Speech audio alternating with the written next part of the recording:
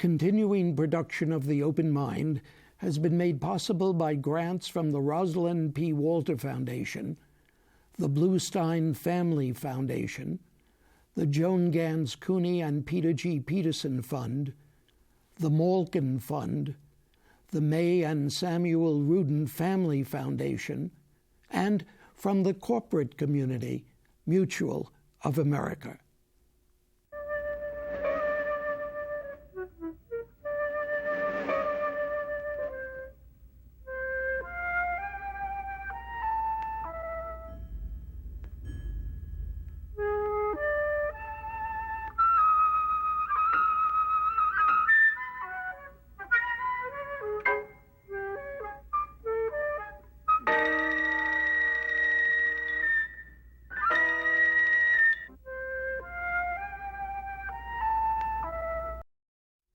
I'm Richard Heffner, your host on The Open Mind.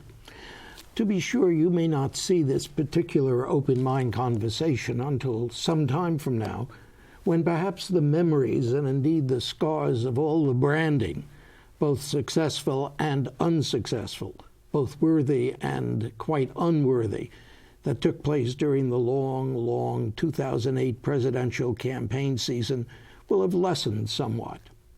But perhaps, like me, you will see some real relevance in a stunning new book to what has gone on during this rather unprecedented race to achieve political power through images or brands, aping both commerce, past and present, and 20th century totalitarianism.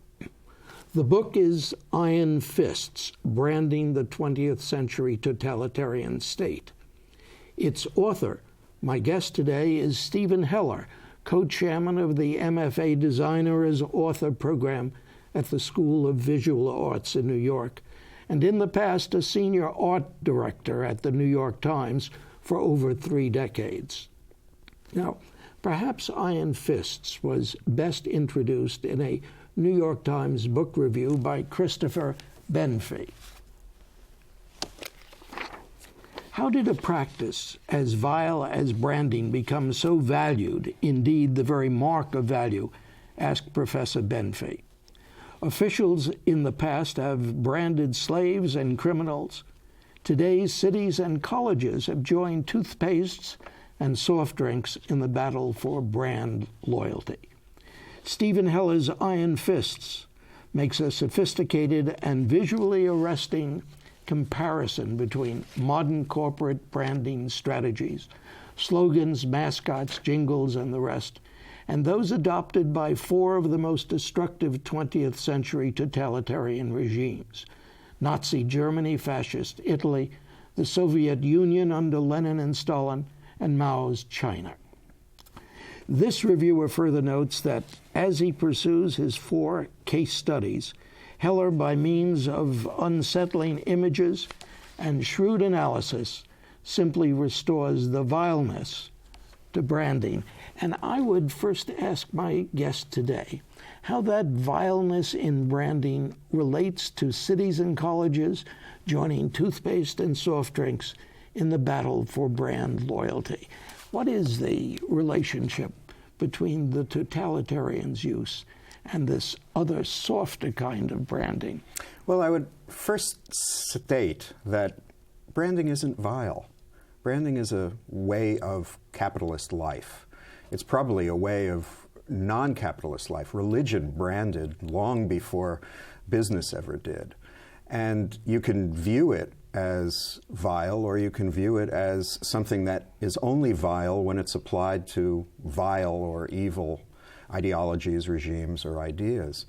But the way these things work together, and the reason why I did the book, is to show that, quite honestly, if you take something that is essentially benign and you manipulate it in the right way for the wrong ideas, you will be able to move masses. That's the whole notion of branding. It's about creating a loyalty, as you said before, a brand loyalty. It's about changing people's minds. It's about enforcing ideas or ideologies or products on those individuals. And it's about developing a means of creating profit. whether it's a political profit or an economic profit. But doesn't the very concept of branding, of forcing something upon us, removing an exchange from the rational level to the irrational level, isn't that what branding is? Isn't that bad in itself? I don't think so. I think that branding, as I say, is a tool for, it could be informing as well as instituting. And the point is, in Iron Fists, these totalitarian regimes used branding to underscore their ideology. But a cereal or a toothpaste, branding is used as a distinctive device. It's used to create distinctions among products that are essentially the same. Or they're used to create distinctions among products that are quite different, and you want the public to know that. Some of the products that are branded are quite beneficial to us all. There's nothing evil about them. I'm sure if you go back in their history, you'll see that child labor may be used when it shouldn't be or whatever. But the fact is, once you're producing a product, and we all consume products, this is part of that process. You know, I'm puzzled by your saying that, because as I read the book, I thought, aha, here is not just a wonderful artist, a wonderfully creative person who uses imagery in such a magnificent way, but one who himself probably is very much concerned by the use of images.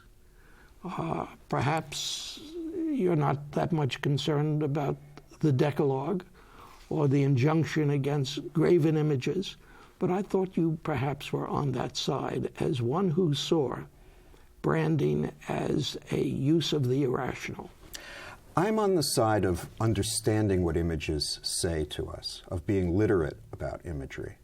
But I'm in the business of creating images. At the New York Times, as an art director for the book review, I was creating illustrations to go with stories, to go with reviews, which helped package, but also helped the reader invest themselves in that particular article or review.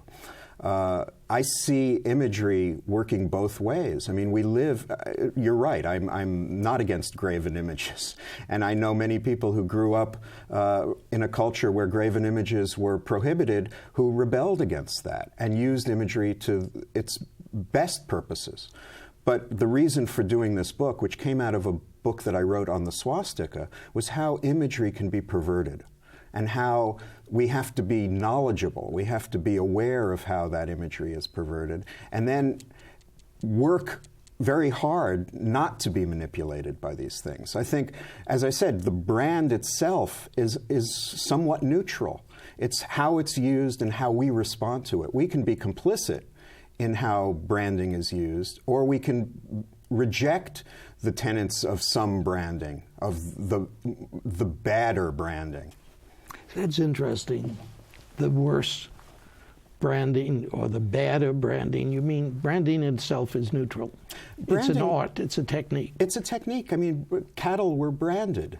You know, they were branded because a farmer wanted to make sure, or a cattleman wanted to make sure that his or her cows were not taken by other farmers or cattlemen.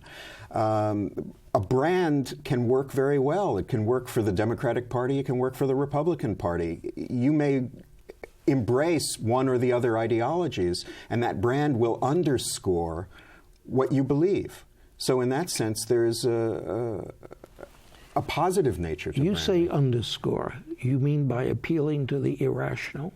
No, I mean by appealing to the conscious and the subconscious. Of course, in terms of many brands, it appeals to the irrational, and we've seen that happen over and over again, but we've also seen it happen beyond the realm of branding, just in the realm of rhetoric. And branding is a form of rhetoric. Yes, indeed, and when you say it's a form of rhetoric, this is my concern, whether it's the visual arts or whether it is rhetoric. When you go below the level of consciousness, you join those two together. But when you do something and appeal to the unconscious, isn't that a denial of our basic humanity? I'll It's grant, a dirty pool. I'll grant you that it has been used that way. I mean, I quote Aldous Huxley in his Brave New World Revisited, where he talks about the manipulation of the mass through subconscious means, through the famous piece he quotes in his book is in the movie theater, the 2 seconds or split second of popcorn, which comes on the screen, and it forces people to feel hungry for popcorn. I think the popcorn could also, the smell of popcorn also makes people Pavlovian, gives them a Pavlovian response to these things. But yes, once you start going below the surface, there is something that is intrinsically deceitful about that, and therefore it can it can play into the hands of those who are truly trying to be deceitful, as the Nazis were so brilliant at doing. You see, that's why it was your quotation from Huxley that right at the beginning of the book that set me off on that whole chain of thinking. And I was thinking of Neil Postman, amusing or entertaining ourselves to death. And I thought, here's someone who does this in terms of the vilest possible use of the unconscious, iron fist jamming things down our consciousness. And yet you say that it's just an everyday tool. It's a capitalist tool. Yeah, that you say. I know it seems paradoxical, but I believe that it's possible to have these two views: to view the act of doing it in one way, and then viewing the actual result of doing it another way. And I think it's. I say this in the book, right in that, probably that same paragraph or close to it, that branding a frozen food or an insurance company, you don't have to use an iron fist to get down the throat of your public. You have a choice in this country and in any kind of free country not to accept the brand. I mean, it's hard because you get bombarded, and that's been the canard of advertising for a long time, and I've always felt that advertising does its best to reduce our resistance to knowledge, to being an informed consumer. But at the same time, you can choose to turn off that television, or you can choose to turn off the newspaper. In these iron-fisted countries, you had no choice because the barrage was consistent, ongoing, and you knew nothing else. Ever since this book came out, I was hearing from people who lived through the German experience, the Nazi experience, or the Italian experience. One woman wrote me a note saying that when she was a young girl in school, they got up and they sang the Mussolini songs and they quoted his mottos, and there was no way of getting around it. I kind of remember that as when I was in Boy Scouts. You know, I still remember the mottos. But you know, I thought, just shows you how deceptive the printed page is, or the visualization is, or what you want to read into a book. I thought that you really were saying that the equivalent of the iron fist is the degree to which we are in our own society surrounded by, and no longer at our own free disposal, really. Sure, you can turn off the television set. I can turn off the television set. I don't have to participate in the branding. But by the time you branders, those of you who know so well how to brand, have appealed to the unconscious, the subconscious, the subliminal me, I'm not quite the same as a prisoner of the Nazis, but not that far from it. Well, first of all, I'd argue I'm not the brander. As an art director in an editorial context for the New York Times, I didn't brand in the same way. I editorialized. I worked with artists and at times writers to convey information. Now, you can make the broad statement that all of that is branding, but then I think we kind of trivialize the branding experience. I think the branding experience can be seen in two ways. I mean, we were talking before about Edward Bernays. He created the idea of propaganda in this country, an idea that really came from religion. It came from Pope Gregory. The idea that he would send his Jesuits out to propagate the faith because he was losing his audience, so to speak. Edward Bernays brings propaganda into this country as a positive attribute. He's saying that the more we can accept ideas as citizens, the better off we'll be. And he used very different means, not unlike what the Nazis eventually did, but very different means from what came before him to help manipulate the mass population. Well, and in his case, in some cases, he felt it was for the good. Yes, but most of his activity was spent getting women to smoke cigarettes, right, and large corporations to be able to sell more of their goods, etc. So I agree. Citizenship is one thing, sales are another. And so you were right about this being a part of our free enterprise system. Mm-hmm. Yeah, I mean, I think if we accept that the free enterprise system is built on a great many flaws, then we can talk about branding as entirely vile.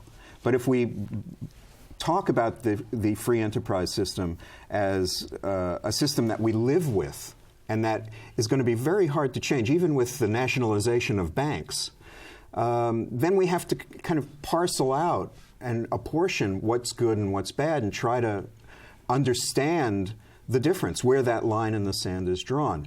In producing Iron Fists, in writing this book and researching this book, I had a very clear focus that there were four regimes, and there are more than the four regimes, but these were the four paradigmatic regimes.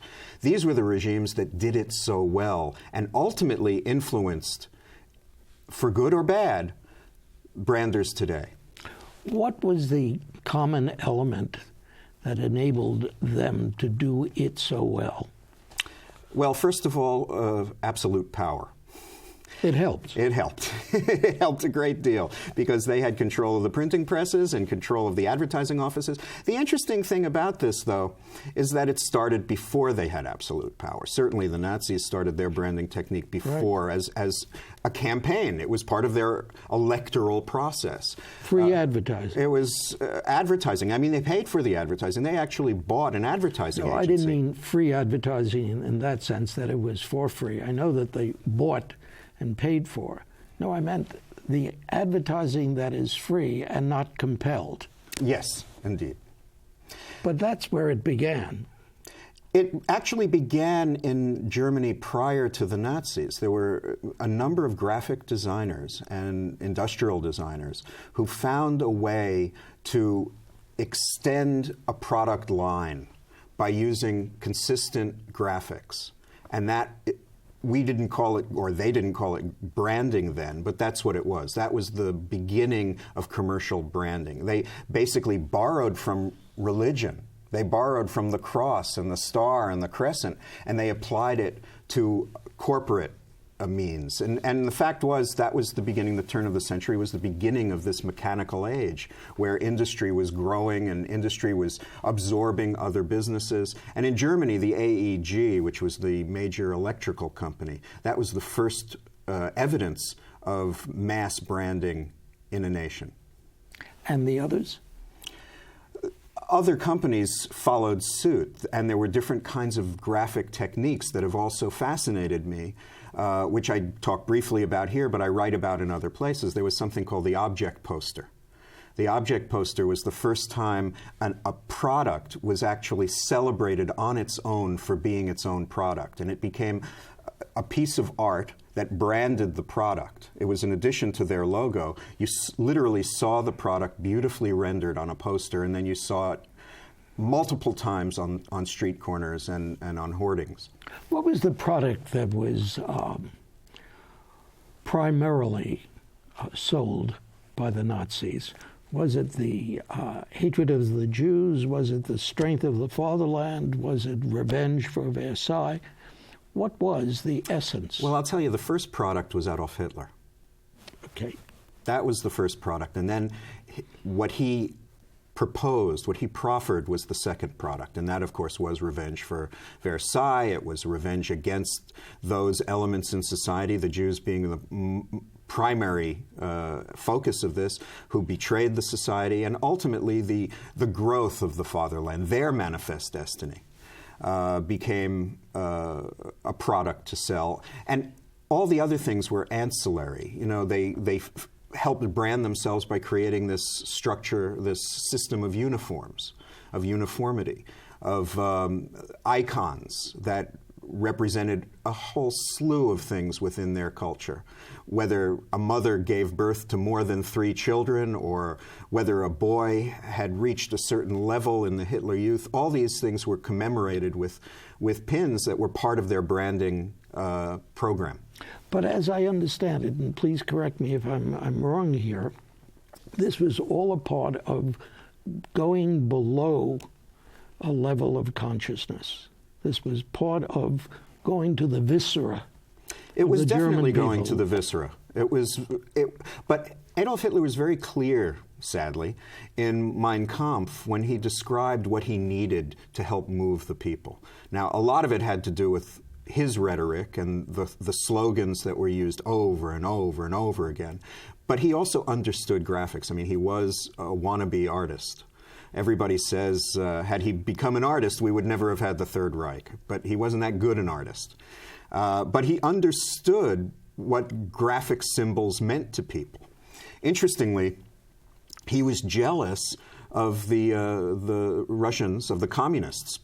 They had a red flag, they had a hammer and sickle, and he would stand around during demonstrations and see these great signs and symbols being carried about, and the Freikorps or the Stahlhelm or the nationalists who came out of Germany after World War I, they didn't have a uniform system. So he set in motion the idea of getting a logo, which became the swastika, and creating an initial set of guidelines by which that logo would be supported by color and shape, etc. Was it any color, or was it the red? The red was extremely important. The red meant different things for different cultures. The red means something different for China, it means something different for the Soviets, and it reads blood for the Nazis. Did the fascists use red? No, the Italian fascists didn't use red. They used black. Black and brown. Well, the Germans used brown. The Italian fascists used black, and then they accented it with a lot of Mediterranean colors. Color, then, is of great significance. Color is extremely important. That's where you get to the viscera. That's where people have responses to color that are hardwired. And certainly when you see it enough, whether it's the viscera or it's consciousness, you start relating to these things. Just as, apple's apple. We relate to apple's apple as, at least for my group of people, the best technology around. Well, you talk about hardwired, and I guess we come full circle, because that's what we're getting back to, isn't it? And understanding those who understood the nature of the human mind, as Bernays presumably learned from his uncle Sigmund Freud, right. The hardwiring.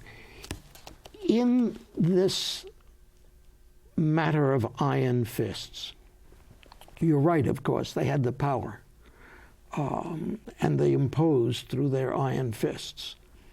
But they did understand the hardwiring, didn't they? They understood the hardwiring. They understood what spectacle could do. I mean, Albert Speer was a genius. He wasn't a great architect, but he certainly was a genius when it came to spectacle. Leni Riefenstahl wasn't necessarily a great filmmaker, but she was amazing with her editing and with her cuts. There's actually a film that preceded Triumph of the Will that she did about a year before, where everything was anarchic.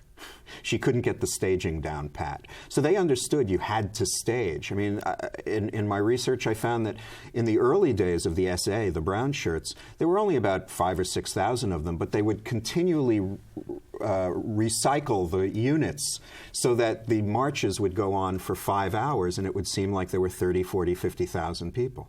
Do you think there's any relationship between that understanding of hardwiring and what we've experienced in the political campaign, the presidential campaign? Well, I write in the Campaign Stops in the blog 2 minutes we have left. For the New York Times, and I've been covering just the graphics. And this campaign has been a much more inspiring graphic campaign, certainly on the part of Obama than on the part of McCain. But you can see the nuances of that certainly come out of an iron fist mentality in how they're branding their campaigns. In rhetoric, I presume, as well as in visual arts. Certainly in rhetoric, and that's where most people get their, feel their passions. But the visual arts underscore, I mean, Obama uses a very consistent typeface called Gotham. He uses a color that I call Obama blue, and he has that wonderful O that has been his logo, his brand. And it's worked very effectively for those who want to embrace his point of view. This has become a more subtle kind of advertising, hasn't it? Oh, definitely. But in politics as well as anything else. Well, in politics, it started slow. I mean, we've always had a lot of kitsch related to American politics. The one thing that I will say, the red, white, and blue, the American red, white, and blue, anybody can use it in any way, shape, or form. In any of these iron-fisted countries, you couldn't use the color combinations or the logos without permission, and they were restricted by decree or by law. Let's hope we don't get there. But thank you so much for joining me today and talking about this, for me, and obviously for you, quite fascinating field. Do you think we're going to go into it more and more and more? I think we can't help it because we're in a media age. I mean, we get everything now on our BlackBerries and on our iPhones and on our computers, and it's heavily textual but very visual. Thank you again for joining me. My pleasure. Thank you. And thanks to you in the audience. I hope you join us again next time. For transcripts of today's program, please send $4 in check or money order to The Open Mind, P.O. Box 7977, FDR Station, New York, New York 10150. Meanwhile, as an old friend used to say, good night and good luck.